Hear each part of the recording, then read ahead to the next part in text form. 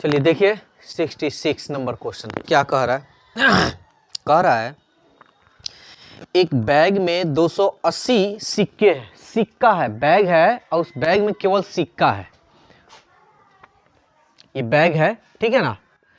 इस बैग में कुल सिक्का 280 है। 1 रुपया 50 पैसे 50 पैसे और 25 पैसे के रूप में है। यानी सिक्का जो है ना, इसमें 1 रुपया का है, 50 पैसा का है, 25 पैसे का, टोटल सिक्का 280 सिक्का सिक्का दिया है, ठीक है ना।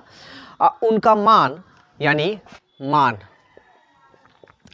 मान दे रहा है 8, 4 और 3 के अनुपात में। तो कह रहा 50 पैसों के सिक्कों की संख्या बताना है, यानी 50 पैसे की सिक्का। तो ये जो मान दिया है ना, यानी कह रहा है कि 1 रुपया का जो सिक्का है, टोटल रुपया 1 रुपया का जो सिक्का है टोटल कितना रुपया है, 8 रुपया। तो कोई वो सिक्का होगा, सिक्के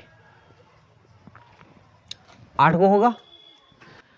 50 पैसे का सिक्का है, लेकिन 50 पैसे का टोटल सिक्का मिलाया जा रहा है तो 4 रुपया हो जा रहा है। एक हम बात बोल रहे हैं, ये 4 रुपया, इसको रुपया आप मान लीजिए, ठीक है ना। इसको रुपया मान लीजिएगा तो समझ में आएगा आप लोगों को।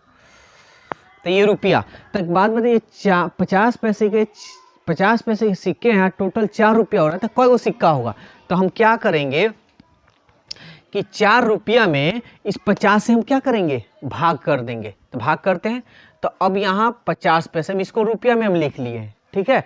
तो रुपया में लिखे तो इसको हटाएंगे, 2 जीरो है तो ऊपर 2 जीरो बैठा सकते हैं ना, 0 से 0, 5 9 8 40, यानी 50 पैसे के सिक्के कितने हो गए, 8। 25 पैसे का सिक्का है, लेकिन टोटल रुपया कितना हो रहा है, उस 25 पैसे को मिलाया जा रहा है, 3 रुपया हो रहा है। तब संख्या तो हम क्या करेंगे, 3 में हम 25 पैसे से भाग देंगे। तो ध्यान दीजिएगा, हम यहाँ 25 पैसे को रुपया में बदल दिए, इसलिए क्योंकि ये रुपया है। नहीं तो इसको पैसा में बदल दीजिए या तो इसको रुपया में बदल दीजिए, ठीक है। तो ये दशमलव हटाएंगे तो 2 जीरो हो गया ना, पैसा में बदल गया है ऐसे। 25, 5 36 0, 5 से कटाइए, 5 कम 5, 5 दूनी 10, यानी कितना आया, 12। तब यहाँ सिक्के हो गए, 1 रुपये के सिक्कों की संख्या 8, 50 पैसे के सिक्कों की संख्या 8, 25 पैसे के सिक्कों की संख्या 12। लेकिन एक ध्यान दीजिएगा, आपसे क्वेश्चन पूछा जा रहा है 50 पैसे के सिक्कों की संख्या, ये ना पूछा जा रहा है जी। 66 है, कह रहा है 50 पैसे सिक्कों की संख्या। तो ये नहीं कि 8 मत मारिएगा, क्योंकि ये माना हुआ चीज है, माना हुआ चीज आंसर नहीं होता है। तो सबसे पहले टोटल सिक्का, यहाँ पे अनुपात में देखिए, माना है इतना सिक्का, तो टोटल सिक्का आपका कितना हो रहा है, मानने वाला देखते हैं। 12 8 20, 8 28, टोटल सिक्का माना गया है 28, लेकिन आ रहा है कितना, दिया कितना है, 280। तो यही ना बराबर हो जाएगा 280 के, कोई दिक्कत। अब हमको बताना है कि 50 पैसे के सिक्कों की संख्या कितनी है। तो ये तो हम मान लिए हैं 8। तो माने हुए चीज को आंसर हम नहीं देते हैं, ठीक है, कि ये आंसर होगा, लेकिन माने हुए चीज का आंसर जरूर निकालते हैं। तो अनुपात 8 का मान निकाल लीजिए। तब 28 से कम 28 0, और 8 से 10 में गुना कीजिएगा तो 10 8 80, यानी 50 पैसे सिक्कों की संख्या कितना है, 80 है, जो आपका ऑप्शन सी है। अब देखिए 67 नंबर क्या कह रहा है, किसी कंपनी के मालिक ने कर्मचारियों की संख्या में, ये कर्मचारी है, और कर्मचारी की संख्या का जो अनुपात दिया है 14:13 दिया है, के अनुपात से कमी कर दिया। देखिए पहले कर्मचारी थे 14, अब हो गए 13, कमी कर दिया गया ना। जबकि उसकी मजदूरी को 5:6 के अनुपात में वृद्धि कर दी जाती है, यानी उसकी मजदूरी है, ये मजदूरी का मतलब वृद्धि किया जा रहा है, यानी पहले 5 रुपया दिया जा रहा था, अब हो गया है 6 रुपया, ठीक है। और ये माना हुआ चीज है, माना हुआ चीज आंसर नहीं होता है, लेकिन माने हुए चीज का आंसर निकाला जाता है। कह रहा है यदि वह मजदूरी के लिए पहले 1400 रुपया खर्च करता था, पहले कंपनी में वो टोटल मजदूरों को कितना रुपया देता था? पहले 1400 रुपया, 1400 रुपया।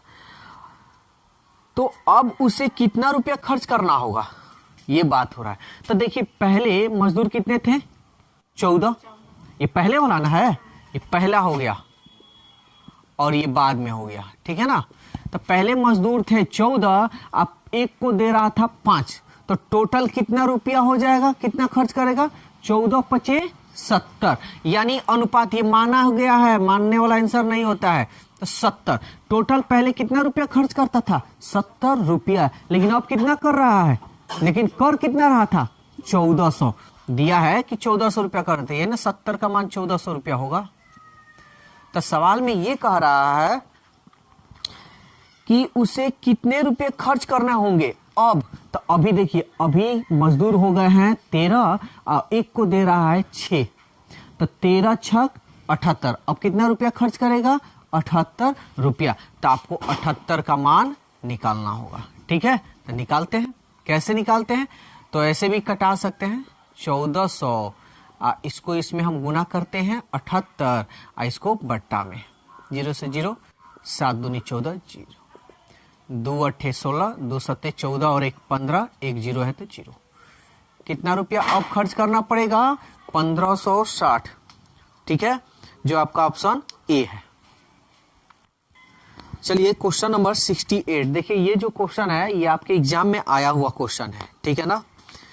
कह रहा एक रेल की पहली श्रेणी और दूसरी श्रेणी का किराया का अनुपात 4 अनुपात है, यानी फर्स्ट क्लास और सेकंड क्लास का जो किराया है यानी रेंट, देखिए फर्स्ट क्लास का किराया है 4 रुपया और इसका है 1 रुपया। देखिए जब भी अनुपात है ना तो समझ लीजिए माना गया है, तो मानने वाला आंसर कभी नहीं होता है। और यात्रियों की संख्या यानी यात्रियों का यानी यात्री, ठीक है ना, यानी पैसेंजर, पैसेंजर जो है 1 और इसमें 4, इसमें पैसेंजर फर्स्ट क्लास में 1 पैसेंजर, सेकंड क्लास में 40 पैसेंजर है। यदि एक दिन कुल किराया 1100 रुपया कमाता है, यानी एक दिन में 1100 रुपया कमाता है, ठीक है, एक दिन में 1100 रुपया कमा रहा है, यहां लिख दे रहे हैं। तो प्रथम श्रेणी से प्राप्त हुआ किराया ज्ञात कीजिए, यानी सवाल में कह रहा है यदि एक दिन कुल किराया 1100 रुपया, कुल कह रहा है, ये नहीं कह रहा कि फर्स्ट क्लास और सेकंड क्लास, कुल बात कह रहा है। तो यहां देखिए फर्स्ट क्लास में 4 रुपया किराया है और एक आदमी जा रहा है, तो टोटल कितना रुपया हो जाएगा? 4 हो जाएगा, 4 रुपया। हम इसको थोड़ा देर के लिए रुपया मान लेते हैं समझने के लिए। सेकंड क्लास में एक आदमी 1 रुपया है और 40 गो लोग हैं, तो टोटल कितना रुपया हो जाएगा? गुना कर देंगे ना, 40 से कम 40, टोटल 40 रुपया। ये आपका आंसर नहीं है, बस ये आपको माना गया है, ये याद रखिएगा, मानने वाला आंसर नहीं होता है। तो टोटल यहाँ किराया देखिए तो अनुपात में कितना आएगा? 40 और 4 44, टोटल तो अनुपात में आपका आया 44 और दे कितना रहा है? 1100, तो यही ना 44 का मान 1100 रुपया होगा। समझ में आ रहा है ना, कोई डाउट नहीं ना हो रहा है। तो सवाल में कह रहा है कि प्रथम श्रेणी से प्राप्त हुआ किराया ज्ञात कीजिए। प्रथम श्रेणी से कितना किराया प्राप्त हो रहा है? तो कितना हो रहा है? 4 रुपया ना। तो क्या है ये? अनुपात में, ये नहीं कि कह दीजिएगा कि 4 रुपया, ऐसा नहीं, हम आपको समझने के लिए 4 रुपया हम बोल रहे हैं। तो अनुपात 4 का मान निकाल लीजिए। तो अनुपात 4, 1100 गुणे 4 बटा 44, 4 एकम 4, 11 से 1, 11 कम 11, 2 0 है 2 0। तो प्रथम श्रेणी से उसको कितना रुपया का आमदनी हो रहा है? 100 रुपया, जो ऑप्शन डी है। चलिए देखिए 69, जो ये अगला टाइप है, टाइप 11 है। कह रहा है दो संख्याओं का यदि दो संख्या 2:3 के अनुपात में हो और उनका गुणनफल 96, तो संख्याओं का योग ज्ञात कीजिए। एक बात याद रखिएगा, कभी भी गुणनफल या भागफल की ऐसे बात करे केवल गुणनफल का ही बात करता है, भागफल का तो बहुत कम है। कभी भी गुणनफल की बात करे, भागफल छोड़ दो, भागफल का आता ही नहीं है क्वेश्चन, अगर आएगा तो उसको मानने की जरूरत है। कभी गुणनफल कर दे, वर्ग कर दे, क्यूब कर दे, तो कभी भी इसको मानना पड़ेगा। कैसे?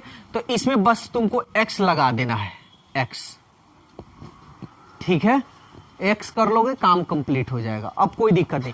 तो देखो कह रहा है गुणनफल, गुणनफल का मतलब गुणा होता है, कर लो, 2 3 6, x में x से करोगे तो x स्क्वायर, गुणनफल किए तो 6x स्क्वायर आया है, और दे कितना रहा है 96, तो ये बराबर 96, कटा दो, 6 एकम 6, अच्छा 3 गया 6 के 36, तो इसलिए x का मान क्या होगा, तो ये तो स्क्वायर में ना चला जाएगा, समझ में आ रहा है।